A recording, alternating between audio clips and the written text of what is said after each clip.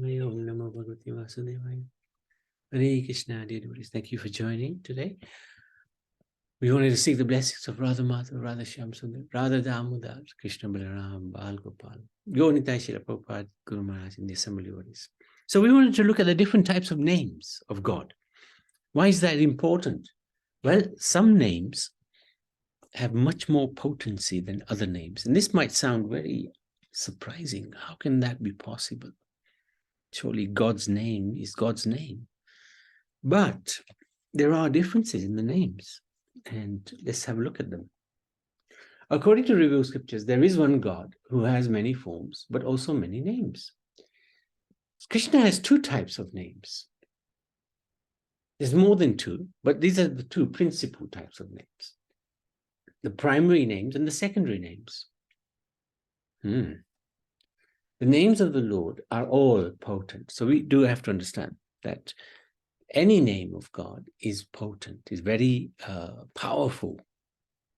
But some have more potency than others. However, primary names are ones which describe the pastimes of the Lord, such as Govinda or Damodara, in fact, and are regarded as relatively more important because they address the personal activities of the Lord and thus are likely to attract the Lord's attention more.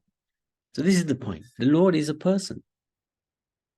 He has likes and he has dislikes, if you like. And if he's called out in a very personal way by his devotee, that will attract him as opposed to being addressed very formally by the yogis, perhaps.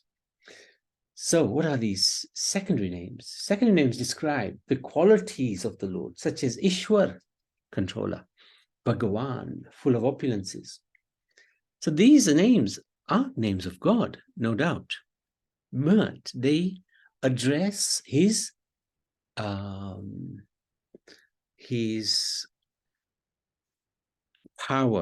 his control, his greatness, and are considered relatively less potent than the primary names, as they are addressing the Lord in a formal capacity, and thus lack the intimacy favored by the Lord. So this is the difference. One is you're calling the Lord out with reference to his greatness. But the other, you're calling the names of the Lord with reference to his sweetness. And sweetness is what attracts the Lord. And sweetness is what attracts us as well. If we know somebody is great, yes, wonderful. You know, we may become in awe and reverent to that person. But if we know somebody is sweet, we can fall in love with that person. So another example given by Srila Prabhupada is just like if one goes to the office and then one is addressed by their formal name, Mr. or Mrs. or Doctor or this or that. Okay, you know, you pay some attention to that.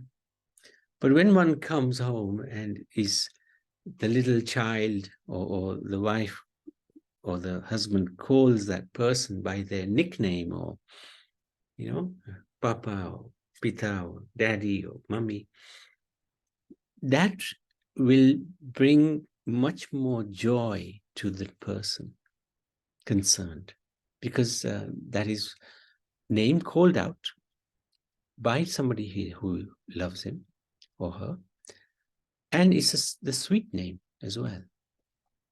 You wouldn't see the child calling the father, hey, good afternoon, Mr. whatever, because it's just not appropriate.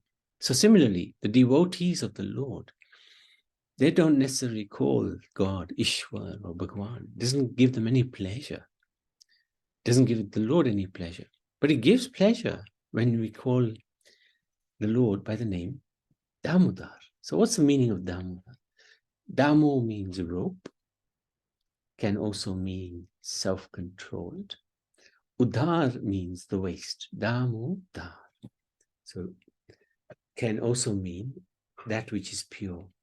So Damodar is famous because Yashoda Mai tied Krishna to the wooden mortar around his waist with the rope. So, rope, Damodar, waist, Damodar. This refers to a glorious pastime where Krishna, the Supreme Lord, was tied by a rope around his waist by his mother. How is it that Yashoda Mai was able to tie the Lord, whom the sun and the moon are so scared of? They rise and set every day. How was she able to tie him with the rope? So, background to this wonderful pastime. In order to enjoy loving parental pastimes, Krishna takes a mother and father. But they're not ordinary living entities. They're special. They're actually on a level of Krishna himself. The common understanding is that Krishna appeared to Vasudeva and Devaki 5,000 years ago. Krishna appeared at midnight in a jail in Mathura, and his parents requested him to hide his divinity and somehow leave Mathura. And of course, when he came, initially, he came as Vishnu, right? Four-armed. But then he changed, he transformed himself into Krishna, baby Krishna. Why did he come as four-armed form initially? To show Vasudeva and Devaki, they've got nothing to be scared of. The Lord is there to protect them. But still, they had the parental feeling towards him. And they requested him, please, hide yourself. Please go away from here. Save yourself. In response to this plea, Krishna transferred his four-armed form to that of a baby. Invoking his illusory potency, he enabled Vasudeva to leave the prison with him, unnoticed, and cross the Yamuna river to Gokul. There in the maternity house of Nand Maharaj, and unseen by anyone, Vasudeva exchanged his own son for the newly born daughter, Yogamaya, of Yashoda, and thus returned with the girl to the jail in Mathura. When Kams got to know that the child destined to kill him had taken birth, he immediately rushed to the prison to kill the child. But the girl in Devaki's arms was no ordinary child. She slipped away from Kamsa's grasp and assumed a celestial form, chided the king, disclosing that the child destined to kill him had already been born somewhere else. Well, the question is, had the child not taken birth in Mathura from Devaki's womb? Had the child not taken birth in Mathura from Devaki's womb? Not according to Krishna's younger sister. So what she's saying, he's already born somewhere else. She's not saying that Krishna was born in Mathura from Devaki. Srimad Bhagavatam states that Yogamaya had taken birth from Yashoda, and she is the younger sister of Krishna. So thus, Krishna was born to Yashoda.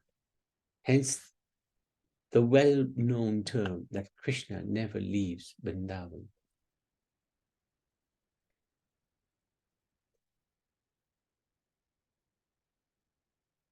However, was Yashoda not aware of this? So the Acharya, the Goswamis, give a little bit more explanation on this. Because Krishna never leaves Vrindavan. That's a very common statement. He never leaves Vrindavan. So why would he be born in Mathura if he never leaves Vrindavan? So Acharyas say he was not born in Mathura. He did not appear in Mathura.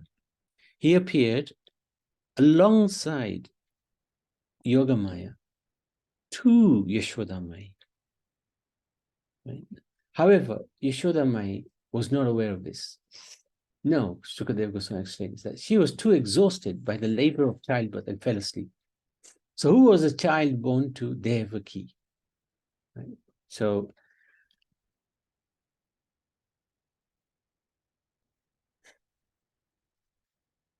this is the reference here is to Vishwanath Chakravarti Thakur, who was a child there. Because what we're saying is, what the acharyas are saying is that Yashodamai gave birth to both baby Krishna and also to Yogamaya, or not gave birth, but appeared to her. The baby, the Yogamaya, the girl, was taken to Mathura. Right? So, who was the child born to Devaki then? Because Vasudeva brought that child. So there were two Krishnas then with Yashoda. So how's that happen? How's that work? And who was the child born to Devaki? He's regarded as Vasudeva Krishna, or Vasudeva Krishna, who, when brought to Gokul as Krishna's expansion, merged into the form of Yashoda's son. So the Vasudeva Krishna that was brought by Vasudeva to Yashoda merged with the baby already there. Right? They became one.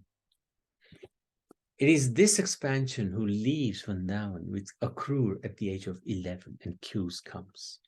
The original Krishna never leaves Vrindavan. So this is really, it's really out there and not easy to understand. But this is a statement: Krishna never leaves Vrindavan. Why is it that Devaki is commonly known as Mother of Krishna? The answer by Vishwanath Chakravarti Thakur is that Devaki and Yashoda were friends, and Yashoda wanted Devaki to have the fame of being Krishna's mother. Yashoda means to give fame. She's very kind-hearted. How did Yashoda and Devaki become mothers to the Lord? Okay, this is quite a subject matter.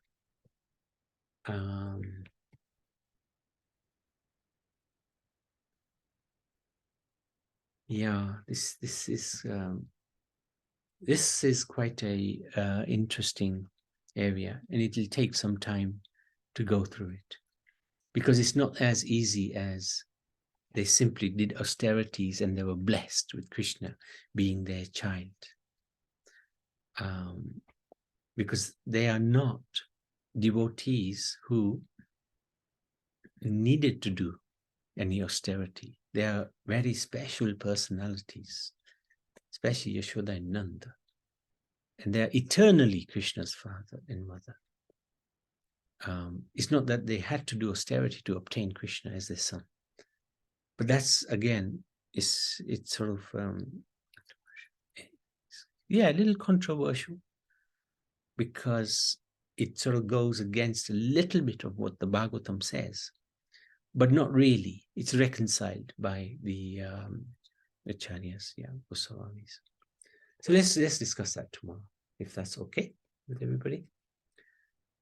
And we can stop here. Any questions, any comments? Prabhuji? Yes, Naniman. So, Vasudeva took sister. Vasudeva took Vasudeva Krishna. Vasudeva is Va, and Krishna is Vasudeva. So that's the difference between the two. Yeah, he took Vasudeva Krishna. Who is Vasudeva Krishna? Is effectively the Narayan form of Krishna.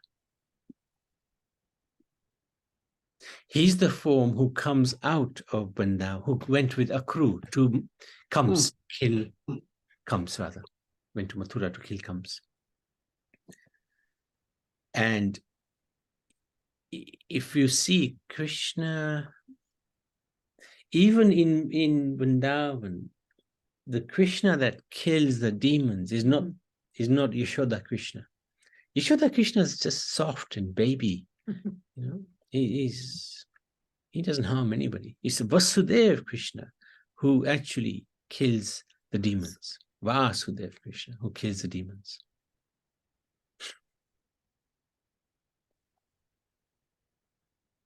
And then they separate when he leaves for Mathura. I thought you said Vasudev took Devki to, not Devki, Yogmaya to Yeah, to Mathura. to Mathura. From Yeah. Vrindavan. Yeah. Not That's Mathura, Vrindavan, Gokul. No, he took Vasudev Krishna and then he exchanged Vasudev Krishna for Yogamaya. Yeah, that's what I was thinking. Yes. Yes, yes. So Yogamaya comes back with him and then she teases Kamsa that your son is already born. Yes. And Yeah. that's the point. Your son is already born elsewhere. She doesn't say your son is born here. Your son is already born. Already born. Yeah, yeah. So that's quite interesting. Her wording Who is... is left behind in Vrindavan? Sorry? Who is left? Which Krishna is left? Both of them. Vasudev Merge. Krishna merges with Yashoda Krishna. Yeah. They become one. Yeah, they become Vasudev Krishna, Yashoda Krishna. Yes. So one who lives with Akrut is Vasudev Krishna. That's it. And the one left behind is Yashoda Krishna. Yashoda Krishna. Yeah, yeah. And Yashoda Krishna is always there. That is the... Always there. Never leaves Vrindavan. Okay. All right. Okay. It's hard to get your head around it. It is hard.